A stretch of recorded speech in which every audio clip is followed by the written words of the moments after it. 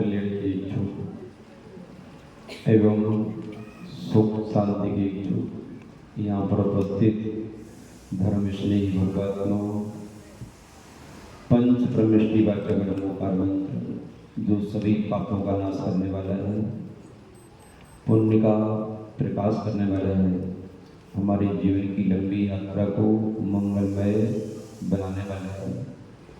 इसलिए सभी महानुभावों को अपनी जीवन की यात्रा मंगलमय बनाना है तो तीनों योगों को सुव्यवस्थित करके हाथ जोड़ और महामंत्र को पढ़ने के लिए पूर्ण रूप से सावधान हो जाए। चलिएगा।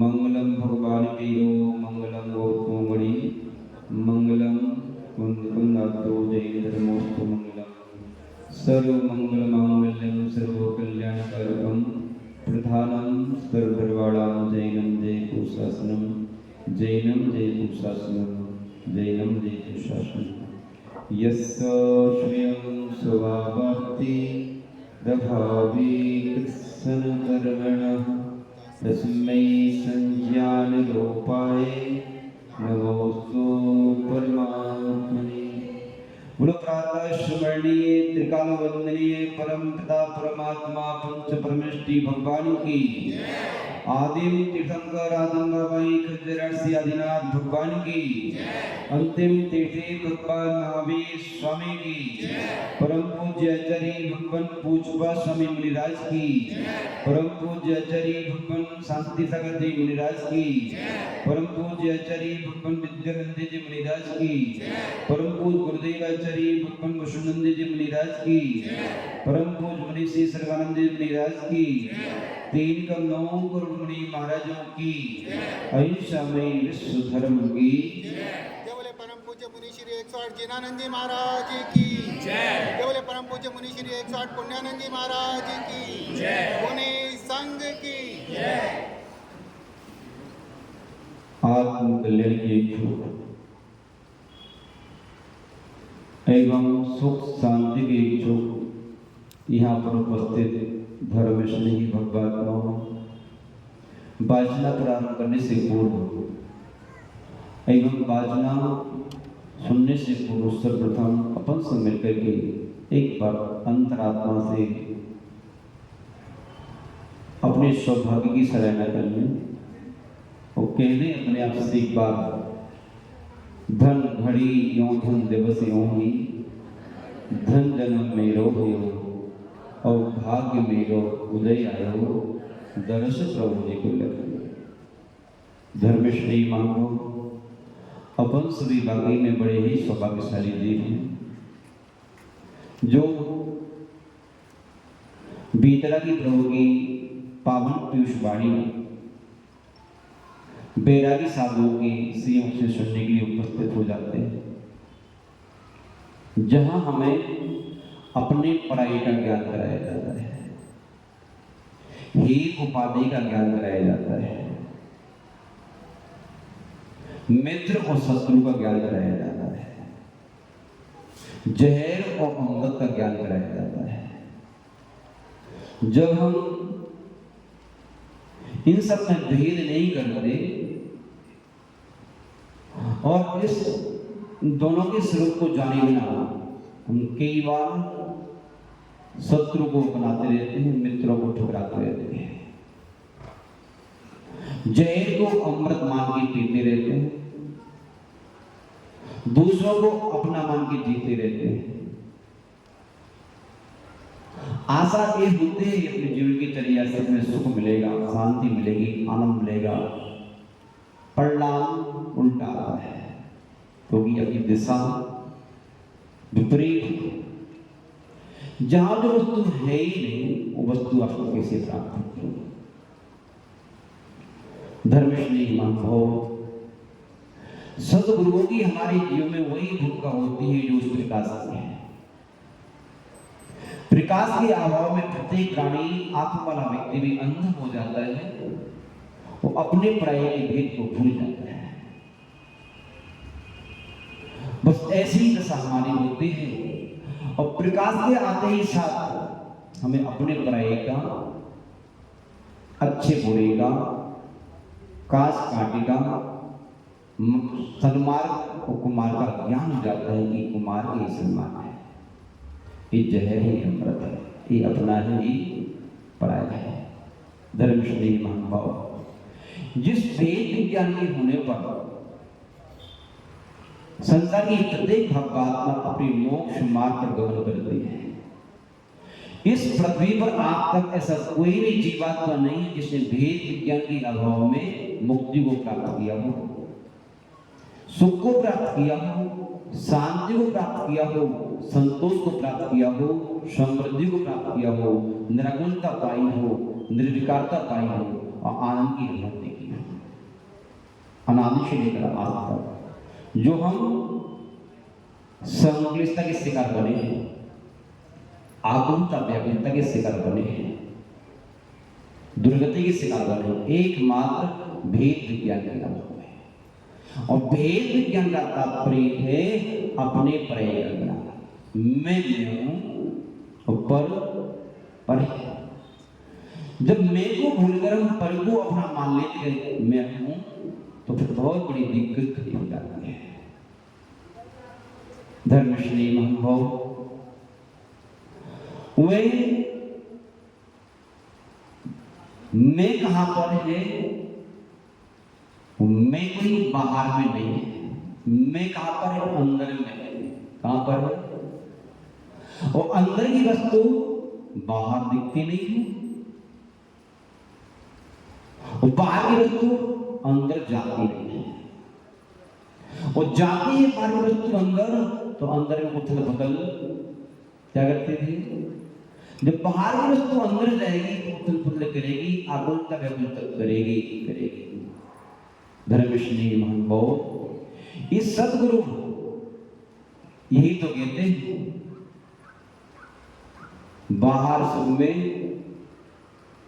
अपने घर में देख बाबरे, सुख का भरा खजाना रे, बाहर में क्यों भ्रमता प्यारे, पर का बना क्यों दीवाना है। ये सत्य है। आज समाज या कल आपको बाहर से अंदर की ओर लौटना पड़ेगा। जब तक बाहर से अंदर की ओर ना लौटोगे तब तक आपकी जीवन में सुख शांति की अनुभूति होने वाली नहीं। एक व्यक्ति ने पूछा,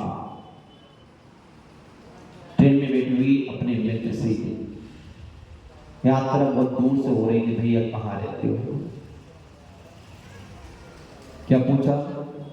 भैया कहाँ रहते हो? उसने उत्तर दिया, भैया हम जो है राजस्थान में रहते हैं। राजस्थान में कहाँ रहते हो आप? जयपुर में रहते हैं। अच्छा, जयपुर तो बहुत बड़ा है, जयपुर में कहाँ रहते हो? बोले भैया हम जो मीरा मार्ग में रहते हैं। कहाँ रहते हैं? अच्छा, मीरा मार्ग भी तो बहुत बड़ा है, छोटे थोड़ी थी मीरा मार्ग। कहाँ रहते हो? जो मंदिर के सामने गली जाती है वहां पर एक मकान है, जो नंबर का, उस नंबर मकान में रहते हो। अच्छा, मकान भी तो बहुत बड़ा है, छोटा तो है नहीं है। तो मकान में कहाँ रहते हो? मकान में जो बीच का कमरा है उस कमरे में रहते हो। तो कमरा भी भैया बहुत बड़ा है, छोटा तो नहीं होता। कमरे में कहाँ रहते हो? बोले पलंग पर रहते हैं। तो अच्छा, पलंग पर रहते हो, तो सारी पलंग पर रहते हो आप? बोले छोटे स्थान पे रहते हैं। तो वहां कहाँ रहते हैं? हम रहते हैं यहाँ। कहाँ रहते हैं? जब प्राणी अपने आप को बाहर से समेट करके अंदर की ओर लाता है तो अपने पास आ जाता है, और अपने पास आने के बाद में वो आनंद की अनुभूति होती है। वो अनुभूति बाहर घूम करके 3 काल में आने वाली नहीं है।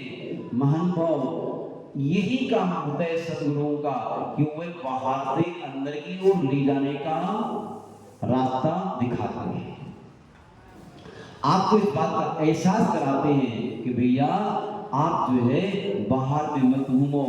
बाहर की व्यक्ति की बाहर 4 दिन की है। क्या बाहर की बाहर कितने दिन की है? 4 दिन की है। ये तो चेंज होती रहती है, कभी गर्मी आती है, कभी ठंडी आती है, कभी बरसात आती है, कभी जो है बरसात प्रतिकूलता आती है, अनुकूलता आती है। ये स्थायी नहीं है। यदि स्थायी बाहर को प्राप्त करना है तो बाहर से हटो और अंदर की ओर जाओ। लेकिन ध्यान रखो, अंदर जाने के लिए कोई आदर्श चाहिए। क्या चाहिए? कि महाराज जी अंदर कैसे जाए? कोई गया है आज तक अंदर? कोई आदर्श है? तो हाँ, हमारे भीतर की भगवान हमारी आदर्श है, अरिहंत प्रभु हमारे आदर्श है, हमारी मार्गदर्शक है। तो क्या करें? वहां जाओ। क्या करो? मंदिर जाओ, वो हमारी आदर्श है। कैसे जाए? मंदिर को जाने के लिए चरण चाहिए। क्या चाहिए? बोलो। मंदिर को जाने के लिए चरण चाहिए, और अंदर में जाने के लिए क्या चाहिए? चरण चाहिए। हम मंदिर में चरणों के माध्यम से जा सकते हैं, सब जाते हैं, लेकिन मंदिर में जाकर के अंदर में नहीं जा पाए तो बात बनने वाली नहीं है। कैसे जाए अंदर में? आचरण चाहिए। कौन सा आचरण? कैसा आचरण? जैसा तुम भगवान को देखा ना आपने, ऐसा क्या क्या देखा भगवान को? भगवान नासा दृष्टि करके बैठे हैं। भगवान कह रहे हैं ना आंख बंद करके बैठे, ना आंख खोल के बैठे। वो कह रहे हैं किसी से राग मत करो, किसी से द्वेष मत करो, क्योंकि आंख का बंद करना द्वेष का प्रतीक है, आंख का खोलना राग का प्रतीक है, और नासा दृष्टि ये प्राणी की वीतरागता का प्रतीक है, मध्यस्थ भाव का प्रतीक है। जो कह रहे हैं संसार में रह के सभी के प्रति मध्यस्थता में जियो, देखो और जानो, जाने क्या? देखो, जानो और जाने दो, सुख मिलेगा, शांति मिलेगी, आनंद मिलेगा।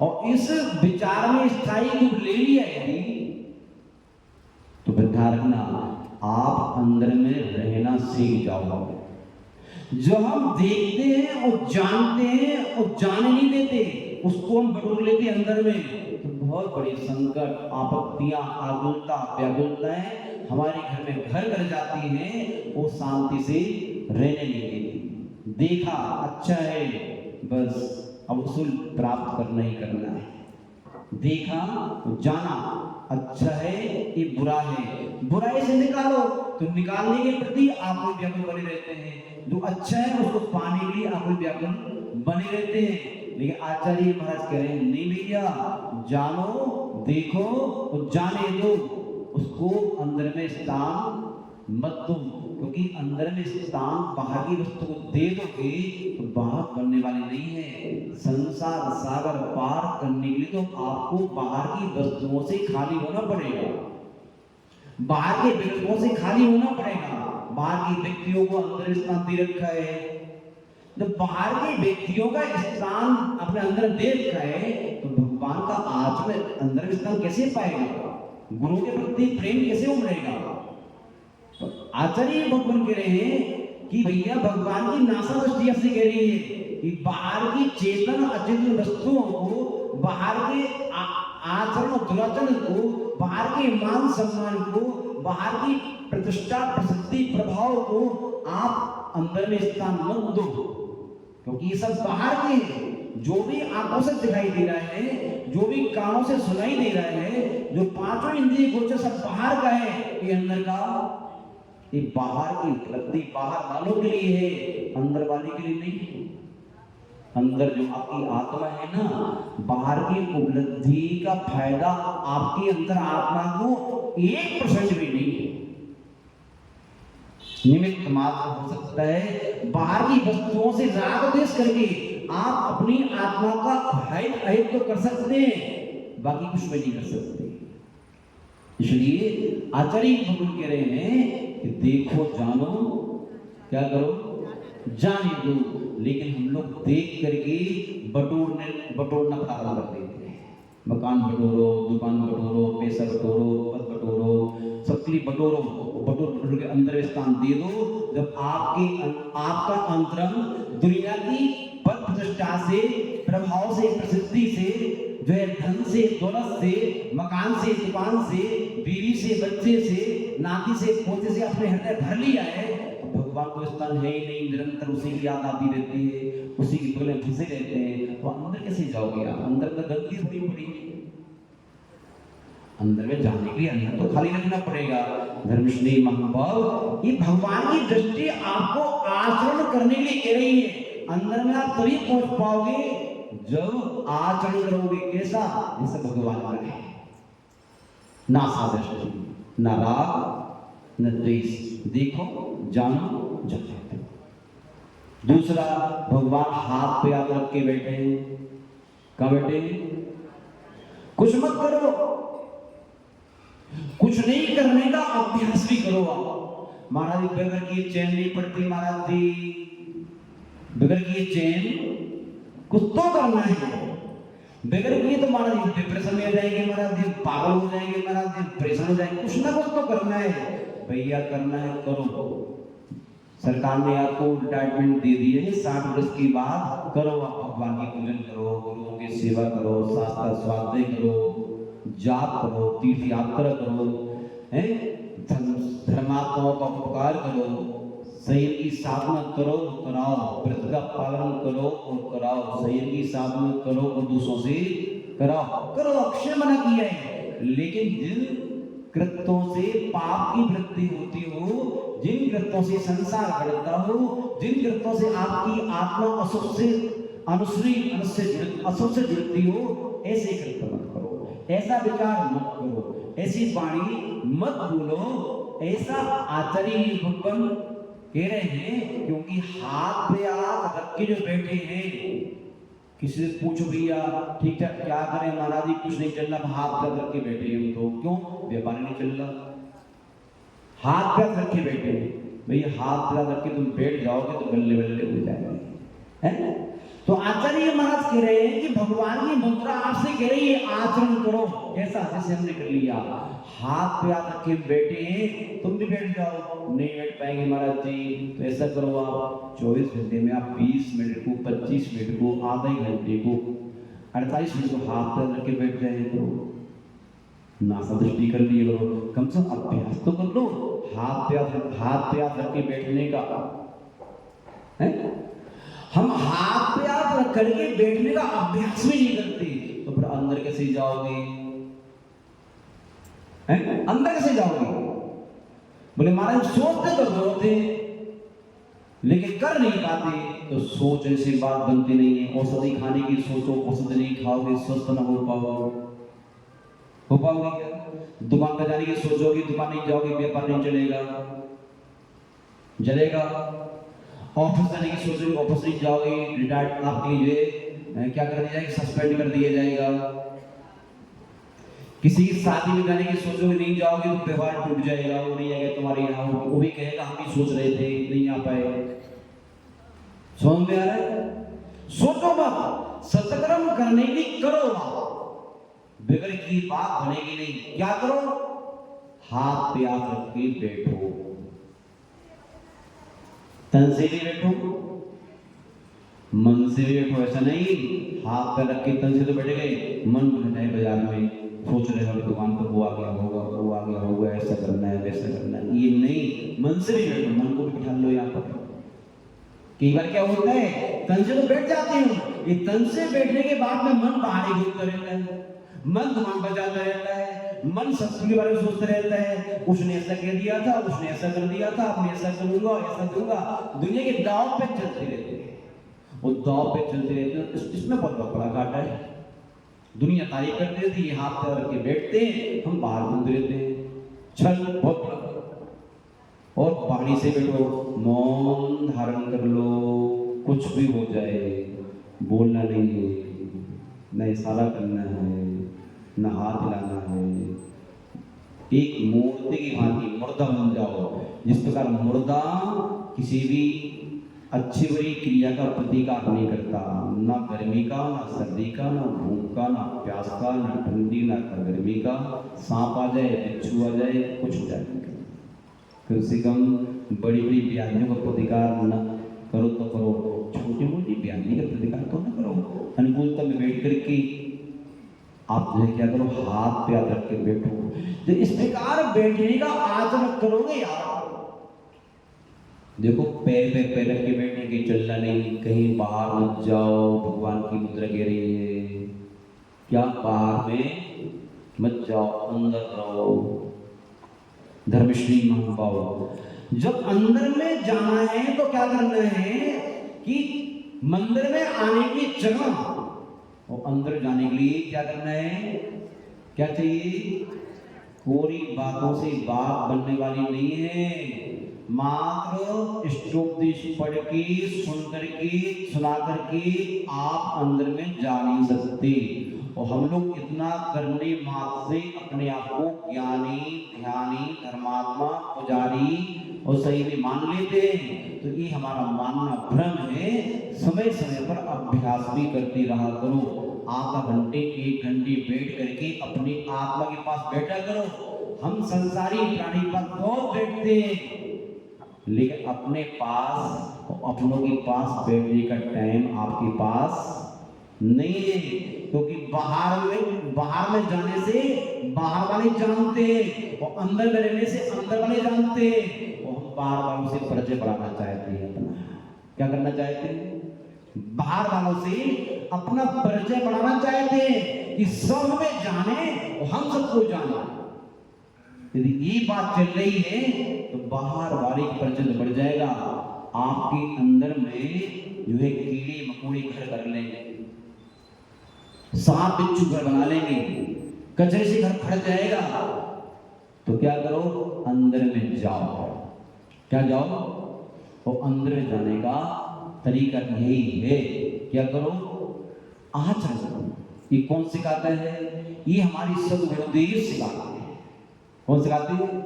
सद्गुरुदेव सिखाते हैं। तो उनकी सीख को स्वीकार करना चाहिए। ये अपन ने सीखा था और उनने सिखाया, आपने अभ्यास किया, आत्मा की समृद्धि हुई, काम बन गया। आपके क्या हुआ? कहीं की समृद्धि हुई, निज निज है और पर है। जिसको इस प्रकार का ज्ञान हो जाता है वही प्राणी क्या करता है?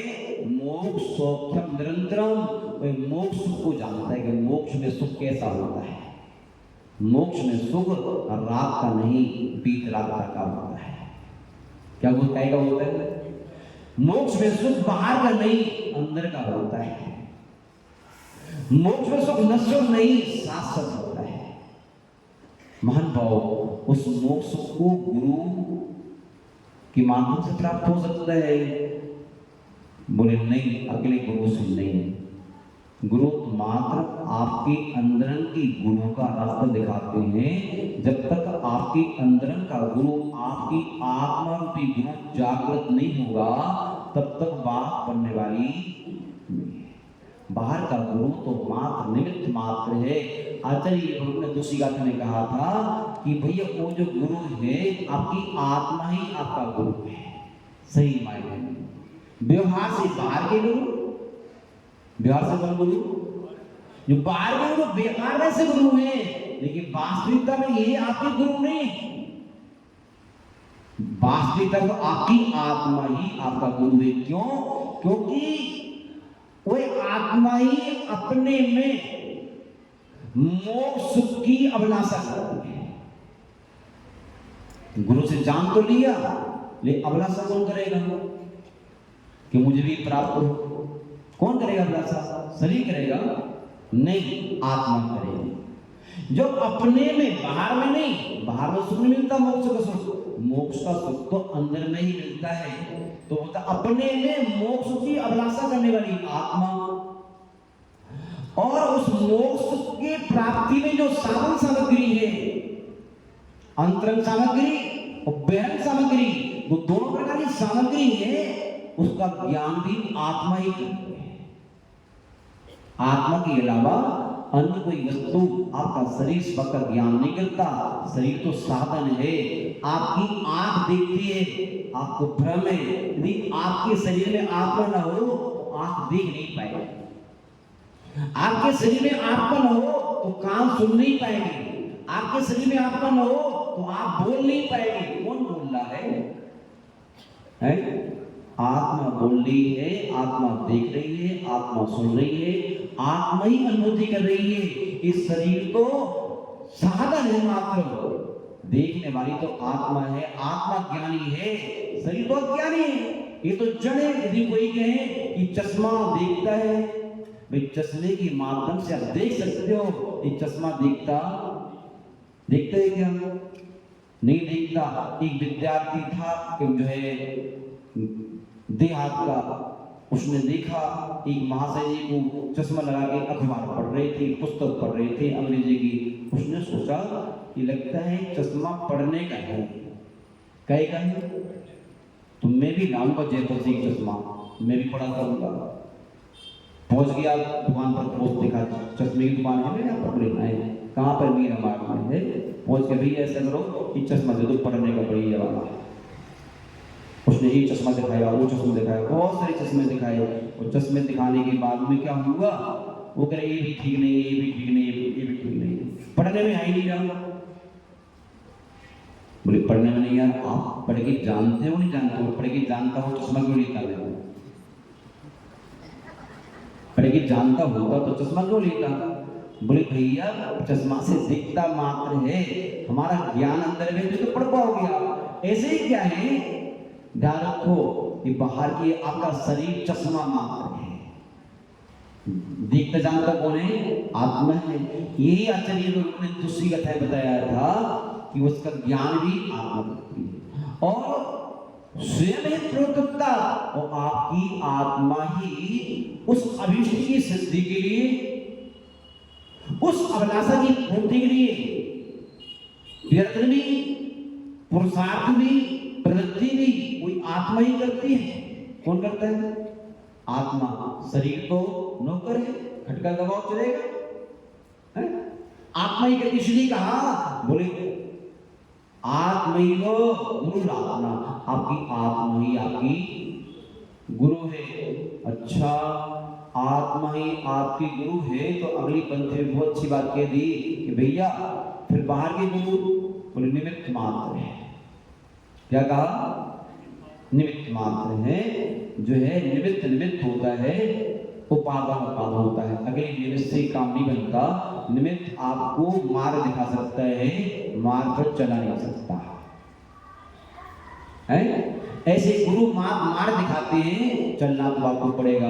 डॉक्टर औषधि दे सकते हैं, खाना तो आपको पड़ेगी, है? ऐसे निमित्त मात्र है महान भाव। इस प्रकार से यहाँ पर कहा था आचरण हमारे जीवन में अंदर में ले जाने वाला है। महान भाव वह आचरण व्यवहारिक जीवन में भी कार्यकारी होता है। छोटा दृष्टांत पड़ गया है तो सुना दो। आगे के दोस्तों बहुत सरल है, उसका व्याख्यान करने की जरूरत है ही नहीं, इसलिए जो है सुनाने के भाव सुनानी चाहिए। हम क्या हुआ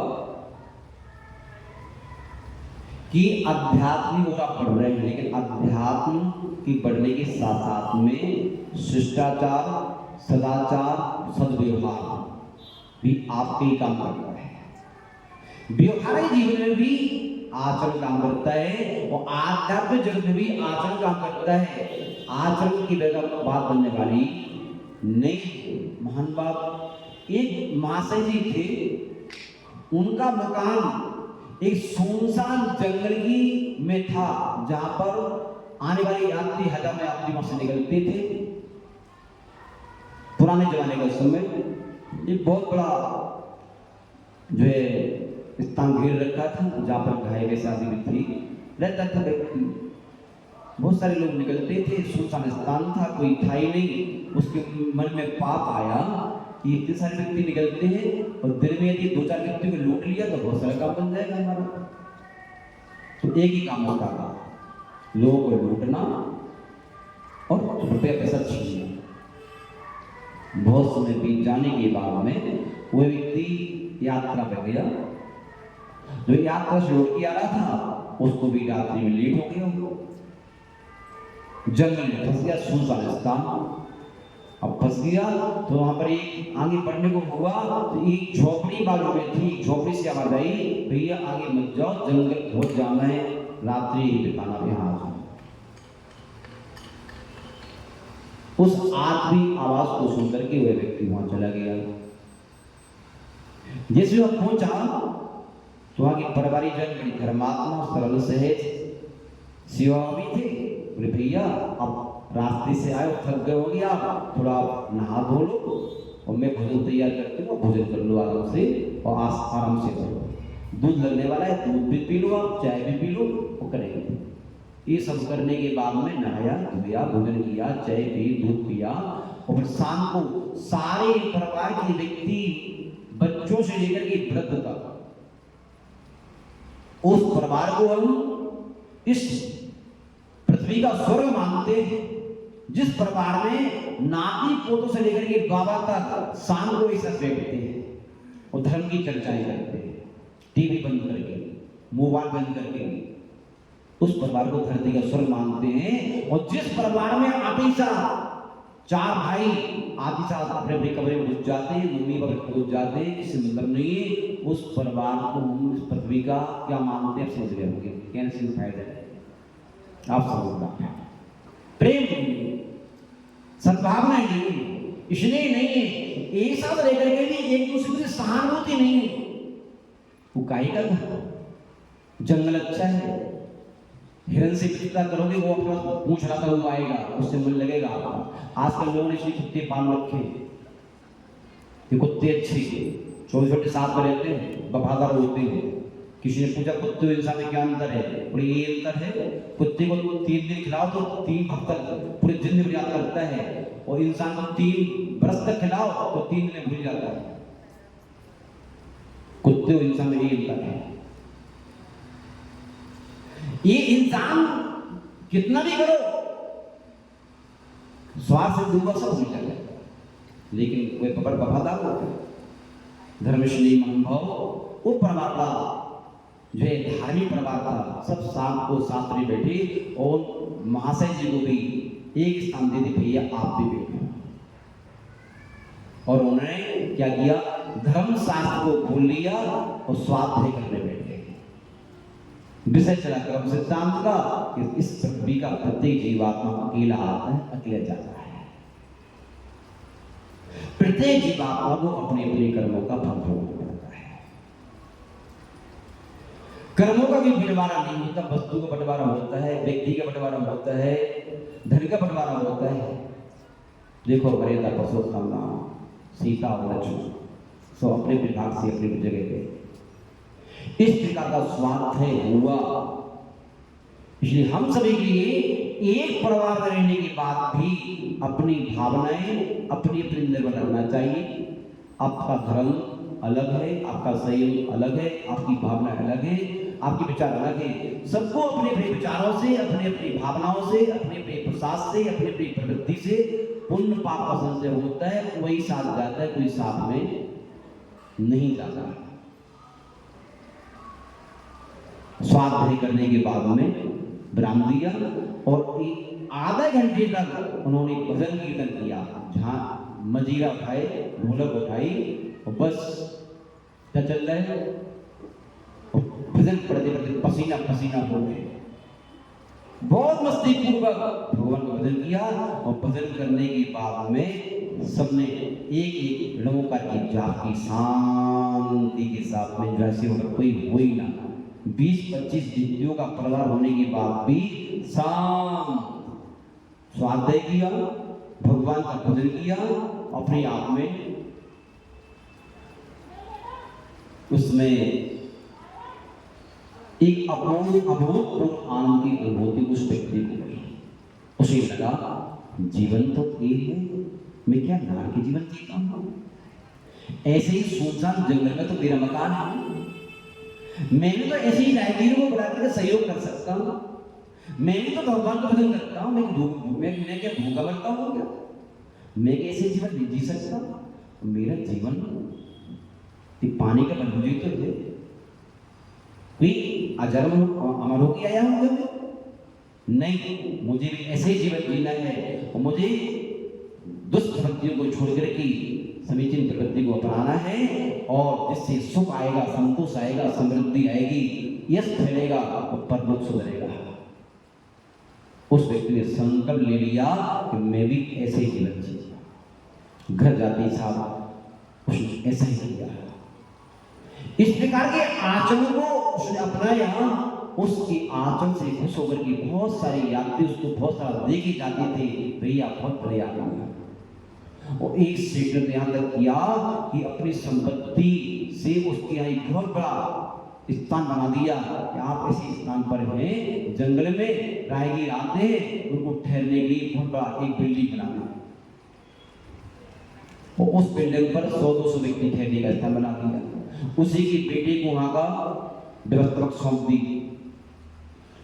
धीरे धीरे वहां पर एक चिकित्सालय बन गया, धीरे धीरे स्कूल खुल गया, धीरे धीरे पार्क बन गया, स्थान बनता गया और बनते बनते वहां पर बहुत सुंदर सुरम्य स्थान बन गया, जहां पर लोग आनंद की अनुभूति करने लगे। ऐसा सब हो जाने के बाद उसने याद किया अपने मित्र को कि मैंने प्रेरणा कहां से पाई थी, ये सम्मान जो दे रहे हैं मुझे, स्थान दे रहे कहां से पाया? सद आचरण से, सद आचरण से उसको बुलाया, उसका सम्मान किया। महानुभाव, ये समीचीन आचरण तो प्राणी के जीवन में यहाँ भी सम्मान दिलाता है, वहां भी सम्मान दिलाता है। जब तक हम समीचीन आचरण से नहीं जुड़ेंगे, संयम से नहीं जुड़ेंगे, त्याग से नहीं जुड़ेंगे, परोपकार से नहीं जुड़ेंगे, दया करुणा प्रेम से नहीं जुड़ेंगे, तब तक हमारे जीवन में थोड़ी बातों से बात बनने वाली नहीं। मोहम्मद आचरण हमारे जीवन में अंदर में रहना सिखाता है। इस प्रकार की बात यहाँ पर कही गई थी। अगली पंक्ति में कहा था, ध्यान रखो, कोई किसी को अज्ञानी को कोई ज्ञानी बनाता, वो ज्ञानी को कोई अज्ञानी नहीं बनाता। ये तो सब गति धर्मार्थी का एक सब निमित्त मात्र है। हम ज्ञानी बनना चाहें तो बन सकते हैं, और नहीं बनना चाहें तो नहीं बन सकते। उस राहगीर ने इसको क्या कहा था, कभी से बनना कहा था, कुछ नहीं कहा था, लेकिन किसी बनना था सो बन गया, और नहीं बनना हो तो नहीं बनना हो तो प्राणी के जीवन में समीचीन आचरण करने वाले कई आदर्श पुरुष हैं जिन्हें देख करके आप सोच सकते हो, ये डेली पूजा करने आता मुझे भी आना चाहिए, मैं नहीं आ सकता क्या? ये दान करता मुझे भी करना चाहिए, ये मम्मी पापा के पेट छूता मुझे भी छोड़ना चाहिए, ये परोपकार करता है मुझे भी करना चाहिए, ये शराब नहीं पीता, जुआ नहीं खेलता, लड़का झगड़ता नहीं है, ये गंदे गंदे काम नहीं करता, मुझे भी नहीं करना चाहिए। इसका सम्मान इसकी आचरण से हो रहा है, ना कि विकृतियों से। मुझे भी ऐसा ही जीवन जीना है, मुझे नारकी जीवन नहीं जीना। जब आचरण आएगा तो बाहर की सारी आपके मित्र बन जाएंगे, शत्रुता समाप्त हो जाएगी, फिर अपने आप आपकी चिंताएं अपने आप समाप्त हो जाएंगी, आप अपने अंदर में अपने पहुंच जाओगे, फिर आपको डर भय नहीं रहेगा किसी का, क्योंकि चिंता और डर भय से रहती है। जब सब मित्र आपके बन चुके हैं, काय का डर काय का भय अंदर में पहुंचे, फिर आपको अंदर की अनुभूति होने लगेगी। महान भाव अगली पंक्ति में कहा था, वह निजात का चिंतन कौन करे जिसके चित्त में विक्षेप ना हो, जिसके चित्त में राग द्वेष ना हो, जिसके चित्त में विषय की नालियां न बह रही हो, वही व्यक्ति उस आत्म तत्व का चिंतन करने के योग्य है। हर व्यक्ति चिंतन नहीं कर सकता उसका। राग द्वेष की नाली बह रही है यदि अंतर में, तो आत्मा का चिंतन कैसे करोगे आप? भगवान का चिंतन कैसे करोगे आप? वो कर सकता है। कहाँ करे? एकांत में। कहाँ करे? क्योंकि आत्मा का चिंतन एकांत में होता है, ना कि भीड़ के बीच में। ये जरूर है, आत्मा का चिंतन करने वाले के पास भीड़ तो हो जाती है, लेकिन भीड़ में आत्मा का चिंतन क्या?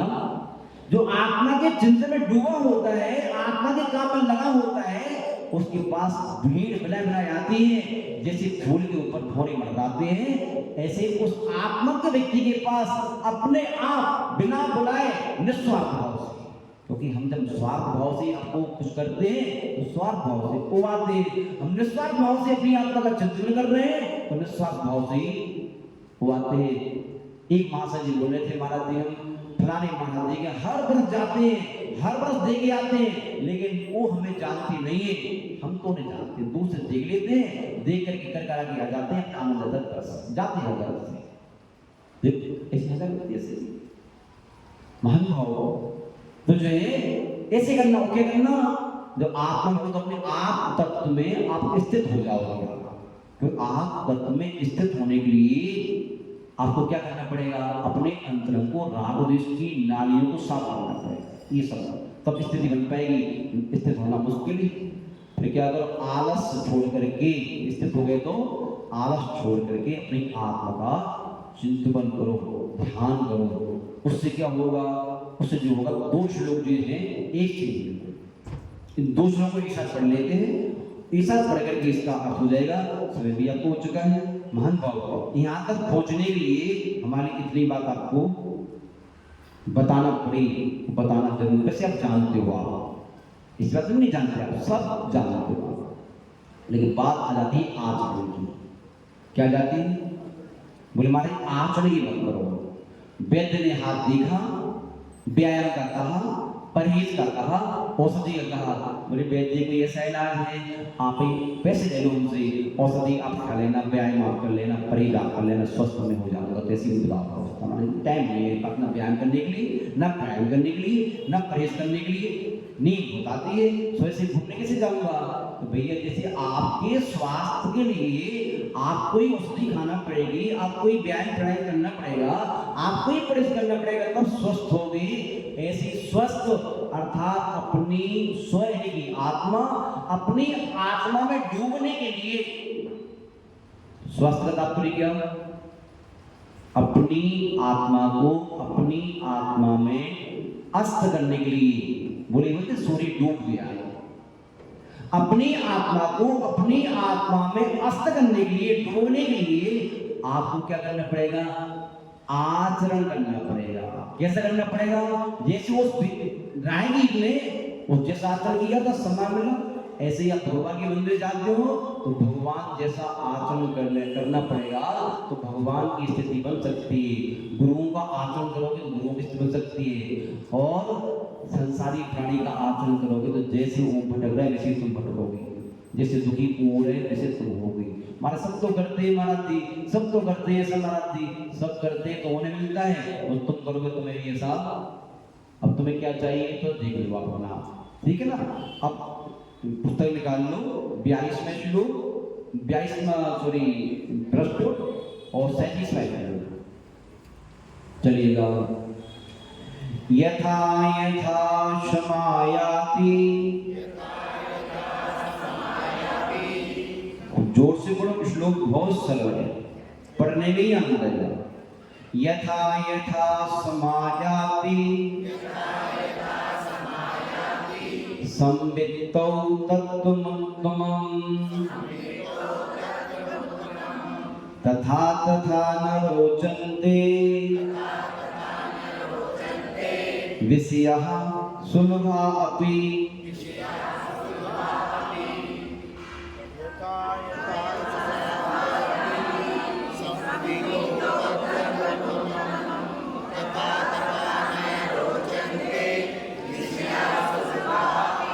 दूसरा श्लोक जस्ट इससे उल्टा है, सब वही है पूरी की पूरी।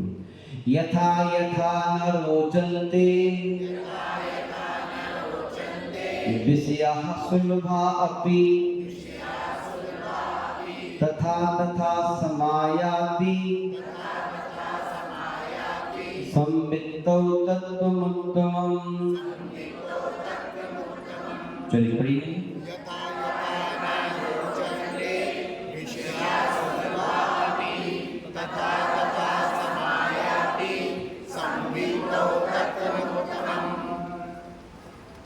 धर्मश्री महानुभाव, आचार्य महाराज कह रहे हैं उस आत्मा की समृद्धि, उस आत्मा की अनुभूति, उस आत्मा का अनुभवन, उस आत्मा का आनंद, उस आत्मा का रस सरस आपको हो रहा है कि नहीं,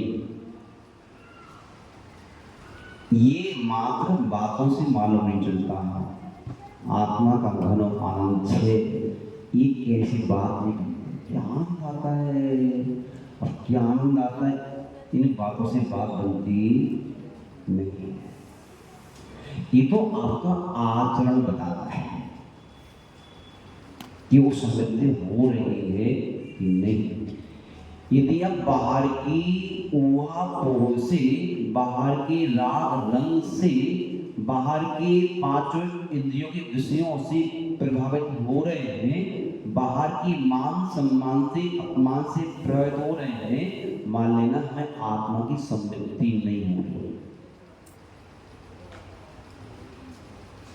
और यदि आप उससे प्रभावित नहीं हो रहे हैं तो मान जाना कि हमें आत्मा की समृद्धि हो रही है। यही बात यहाँ पे कह रहे हैं, यथा यथा, जैसे जैसे समय आती आ जाता है, क्या आ जाता है? समृद्धि आ जाती है। क्या जाती है? अनुभव आ जाता है। किसका? उत्तम उत्तमम, उस आत्म तत्व का जो उत्तम तत्व है। 7 तत्वों में सबसे उत्तम तत्व यदि कोई है तो जीव तत्व, आत्म तत्व। उस उत्तम तत्व की अनुभूति जब आपके अंदर में होने लगती है, उसका रस आने लगता है, तो बाहर के रस सारे आपको फीके फीके फीके फीके लगते हैं। जब उसकी अनुभूति होने लगती है तो बाहर के राग रंग सब आपको फीके फीके लगते हैं। उसकी अनुभूति का तो परिणाम था कि भरत चक्रवर्ती ने 6 खंड की रात को छोड़ दिया, 6 रानियां छोड़ दी और हमसे एक नहीं छोड़ दी। उन्होंने 6 खंड का रात छोड़ दिया, आपसे मकान नहीं छोड़ता, उन्होंने सब कुछ छोड़ दिया, हम कुछ भी नहीं छोड़ पाए। वो कहते क्या है, बड़ा आनंद है, काहे का आनंद है, पूरा ढोंग है, नाटक, काहे का आनंद है। महान भाव, जब आपका उसका नाटक करने में इतना आनंद आ रहा है, तो जब आपके अंदर की फाटक खुलेंगे और अंदर जाओगे और अनुभूति होगी, फिर देखना आनंद कैसे कहते हैं। अभी तो आपको नाटक का आनंद है। जिसको रामचंद्र जी का नाटक करने में आनंद आ रहा है, वो तो स्वयं राम बनेगा, राम का जीवन जिएगा, भगवान बनेगा, भगवान का जीवन जिएगा, आत्मा की अनुभूति करेगा, उसका आनंद तो अलौकिक आनंद है। उस आनंद के आने के बाद में संसार का आनंद आपको रुचेगा क्या? नहीं रुचेगा। तो यही बात है कह रहे हैं, तथा तथा न रोचते। जब उत्तम आत्म तत्व की समृद्धि होती है, अनुभूति होती है, उसमें आपको तथा तथा न रोचते, वैसे वैसे रुचता नहीं है। क्या नहीं रुचता? विषया सुलभापि, जो 5 इंद्रियों की सुलभ विषय सब मौजूद है आपके सामने। खाने की वस्तु, पीने की वस्तु, देखने की वस्तु, मान सम्मान, सिंहासन, इज्जत, प्रतिष्ठा, सब के सब आपके सामने मौजूद हैं, लेकिन आपको उनमें रुचि रंच मात्र भी नहीं आ रही है। क्यों नहीं आ रही है? जिसको आत्म तत्व की समृद्धि हो, उसे बाहर में रुचि नहीं, और जिसको आगे गाथा पढ़ तो उसका अर्थ उल्टा है। यथा यथा न रोचन्ते, जैसे जैसे रुचता नहीं है। क्या नहीं रुचता? विषया सुलभापि, जैसी जैसी किसी भक्त आत्मा को विषय कसाय रुचते नहीं है, मुझे अच्छा ही लगता ये सब राग रंग अच्छा ही लगता, मुझे सादा जीवन मुझे अच्छा ही लगता, मुझे ऐसा ही ठीक है, मुझे अच्छा लगता है मान सम्मान करना, मुझे अच्छा ही लगता है। बाहर से मन कहना, अंदर से कहना नहीं, ना भी करते रहो। आजकल आता है तो भोजन पर पंक्ति होती है नहीं, तो कोई आता है उसको पूरी नहीं मुझे नहीं चाहिए, ऐसे हाथ कर लेंगे, रखवाते भी रहते हो, खाते भी रहते, नहीं चाहिए मुझे। क्या करे महाराज जी, जबरदस्ती खवा दिया, पेट यहाँ तक कर दिया हमारे जगह, क्या करूँ महाराज जी में। अरे भले मांस उसने कैसे दे दिया तुझे, जबरदस्ती मुंह में खाया थोड़ी है, मन तो दिया नहीं कर रहा था खाने का, तभी खिलाई रहा है क्या? हमारी बोलने करने परंपरा है, हाथ कर लेंगे, नहीं बस अब नहीं, अब ठीक है, तुम परोस दिया, फेंकेगी थोड़ी, खाना तो पड़ेगा, खा के आ जाते हैं। तो अंदर से करना काम, बाहर से नहीं। वो कह रहे हैं यथा यथा न रोचन्ते, जैसी जरूरता नहीं है, विषया सुलभ विषय, वैसे वैसे तथा तथा समायाति, वैसे वैसे आने लगती है।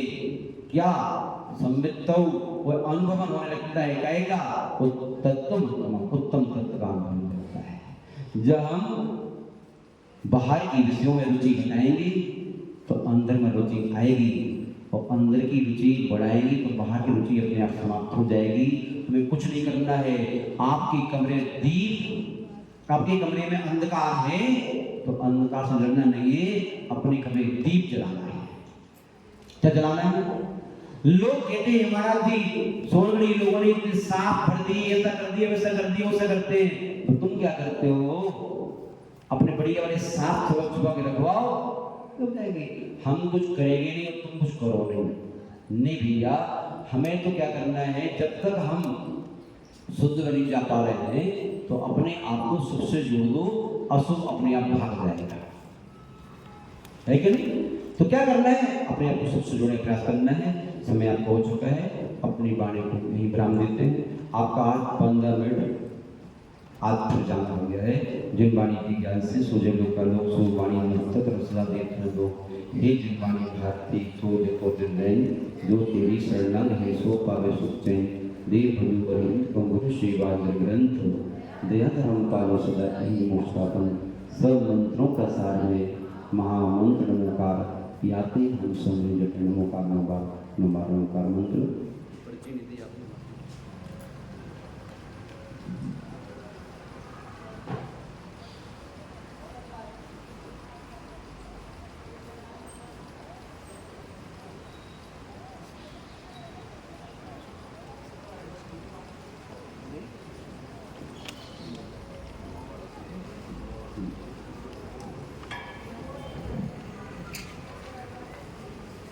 दुआ वाला परिवार आज के समय दुआ वाले अनिल जी दुआ अनिल जी दुआ वाली जिनकी माँ आरका अवस्था में रह करके जिन्होंने सत्संग समाधि को रोमण किया, आज उनकी पंचम पुण्यतिथि है।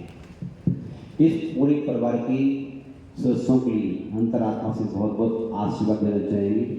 आपके परिवार में ऐसा व्रतों को धारण करने वाला भव्य आत्मा हुआ है, यदि तो आप उसके अंशज हैं, उसके आप वंशज हैं, तो हमें भी उसका आदर्श पेश करना ही चाहिए और आप करते हुए इस बात की भी खुशी है। महानुभाव, आप अपने जीवन के प्रत्येक क्षण को और अपने कमाई हुए प्रत्येक क्षण को धर्म की वृद्धि में, धर्मात्मा की वृद्धि में, धर्म की रक्षा में और धर्मापेक्षा में उपयोग करते रहें और आपकी यात्रा मंगलमय हो। आप स्वस्थ रहें, मस्त रहें और जीवन के अंतिम क्षण तक ऐसे ही अपनी क्षमताओं का सदुपयोग करते रहें, ऐसा आपके प्रति मंगल भावना भी है। ओम शांति। आज इसी परिवार में महाराज जी निर्मला जी जैन के आज जन्मदिन भी है। उनको जन्मदिन के उपलक्ष्य में अच्छा कार्य करने हैं, तो अच्छा कार्य करने करो, क्या करना बताओ। इतना बड़ा परिवार है, करना चाहिए। आज के दिन तो आपके लिए कुछ सत्कार्य करने के लिए कोई भी अच्छा काम कर सकते हो। बहुत सारे अच्छे काम हैं, तुम्हें समझ नहीं आ रहा है तो पूछ लेना क्या करना है अच्छा काम है। आज करेंगे, बता देंगे अध्यक्ष जी पूछ करके बताइए क्या अच्छा काम हमारे पास है, जरूर करवाओ, करना चाहिए। ऐसा है। परसों सुबह अपने यहाँ परसों 11 बजे 10:30 बजे आहार के पश्चात सौभाग्य का विधान जो है मंदिर प्रांगण में होगा। सभी से निवेदन है कि जो भी लोग वहाँ बैठना चाहें, महिला समिति की अध्यक्ष का या कार्यकारिणी सदस्यों को अपना नाम लिखा दें और ज़्यादा से ज़्यादा उसमें ऐसा है कि लोगों में एक गलतफहमी है कि वो जो है व्रत जो है महिलाएं करती है, महिलाएं पुरुष व्रता कन्याएं 8 का या 7 का सभी उसको कर सकते हैं। कौन सा सौभाग्य दशमी व्रत? नहीं, ये सब भ्रम है। जितने व्रत हैं अपने कर्म से के लिए होते हैं, तो कोई भी उसके अंदर व्रत करो या नहीं करो, लेकिन पूजा में तो सभी बैठ भी सकते हैं। जो भी है आवे और व्रत करें। और उसके पश्चात 30 तारीख को रक्षाबंधन के दिन वास्तव में रक्षाबंधन अपन मनाएंगे यहाँ पे। और बड़ा विधान 700 अल्गों का जो विधान है बड़ा, उसकी पुस्तकें छप के आ गई है, वो 700 अल्गों का विधान यहाँ पे जो होगा। और सारे लोगों से निवेदन है कि ज़्यादा से ज़्यादा संख्या में अपने भाइयों बहनों को, पियर वालों को, ससुराल वालों को, इष्ट मित्रों को, सभी को लाके यहाँ पे बैठा में, ताकि जो है। और वो विधान सबसे बड़ी बात है कि लोगों को दिन रात्रि के दिन व्यस्तताएं ज़्यादा होती है, तो हम 10 बजे उस विधान को खत्म कर देंगे और उसके बाद में स्वल्पाहार की व्यवस्था यही है। तो अब की बार मीरा माँ जैन समाज आपसे उम्मीद ये करती है कि सभी लोग अपने भाइयों को यही बुला के राखी बांधे, ज़्यादा बढ़िया रहेगा। और उनको वास्तव में रक्षाबंधन क्या होती है ये उस दिन अपन को पता चलेगा और अपन बड़ा विधान करके जो है रक्षाबंधन के पर्व मनाएंगे। इसी के साथ अनुपम ज्ञानी तव अंतर में ज्ञान सिंधु लहता, मूलाचार्य के दो दर्पण चारित्र यही बदलता, तीर्थंकर सी सूरत जिनकी गुरु सिद्ध जो बारी, वसुनंदी के पूजक जग में कहलाते बड़भागी। ओम नमः श्री वसुनंदी जी इंद्राय नमः। अनर्घ पत्राते यम जो कामिति स्वाहा, तुलसी चंदन दंडुल पुष्प गई चल सुदीप सुधूप बलाके, सर्व मंगल गान रवा गुले जिन ग्रह मुनिराज विजय। ओम नमः परम पूज्य सदानंद जी महाराज, जिनानंद जी महाराज, नंदन जी महाराज के चरणारविंदों में अनर्घ पत्र प्राप्ते अर्घ्यम योगांति स्वाहा। जलगंध अक्षत भूल चरु चतदीप ज्योति अधिपल्लानि, पूजा तो मानत जो तुम जानत सोमन ध्यानत सुखपान। तीर्थंकर की झुली गंधर ने सुनी अंदर से चुनियान नहीं, सो जिन वरवानी शिव सुखदानी त्रिभुवन मानी, ओम निम्न जिन को सद्व्य यज्ञोपामिति सातोगी समाधि परिणाम शुद्धि स्वात्मभक्ति सुसंग चिंतामणि चिंतित वस्तुगानि त्वामनंदमानश नमास्तुति ओम नौवान